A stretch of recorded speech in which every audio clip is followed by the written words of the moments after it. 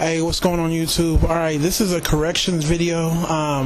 Nothing 5630 pointed out some things that I kind of missed in the video I did on the 10 to 15 year deadline for Black America. And it's where I was talking about the black middle class. Now, the black middle class has been around for a while. It's just that nobody really pays attention to it because it's not a hot topic, and for whatever reason, I don't know, it's a real uncomfortable topic in terms of blacks and in terms of white America. You know, it's weird.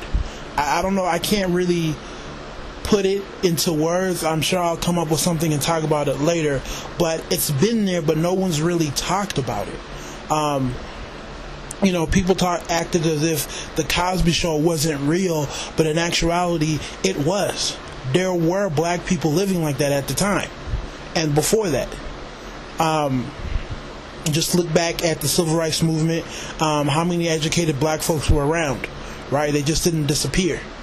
But anyways, I messed up because I failed to look at the bigger picture. Now, I'm from California, Southern Cali, Inland Empire, which is about 30 minutes away from LA, and the rise of the black middle class out here took place more so during the mid 80s, early 90s. That's when, you know, we really start to see a growth, because you had people who were moving out here for job opportunities and whatnot. So it took a while for people to trickle out to Southern California, because we are, you know, at the very end.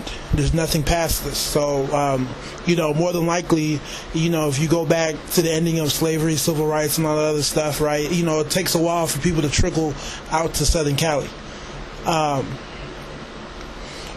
So anyways, like I said before, you know, we saw a rise out here, but I didn't state that, right? I tried to place that in terms of what was going on a holistic level, but that was just more so native to Southern California.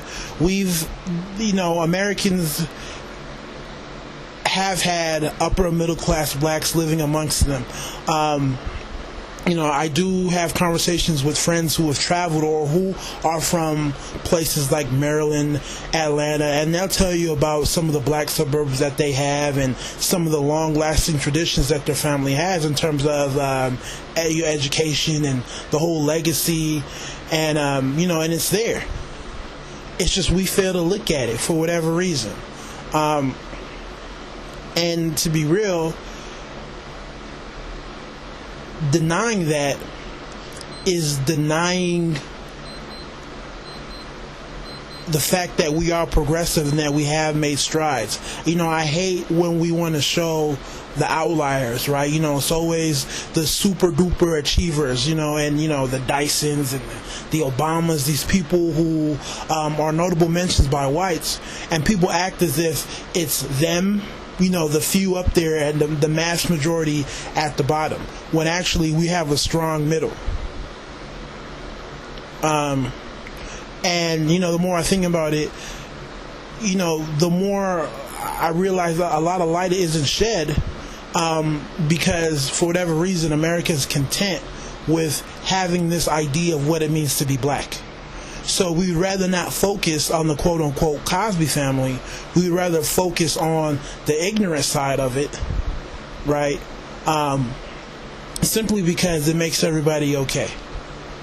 To the point now where you have blacks who don't even know what's going on, right? They don't even understand that there is a middle-class blacks, because they're so convinced in terms of what BET and VH1 and MTV tells them. Right, and CNN and all these other, you know, media outlets that only show, you know, they only have you on if you're a super duper high achiever or if you're pretty much at the bottom. But nobody wants to look into the middle class that's actually there. So anyways, you know, I had to put that out there, you know, correct myself, because that was a mistake, and, you know, luckily he opened my eyes, and, you know, I'm doing the video. So anyways, take it easy. God bless him. How you feel?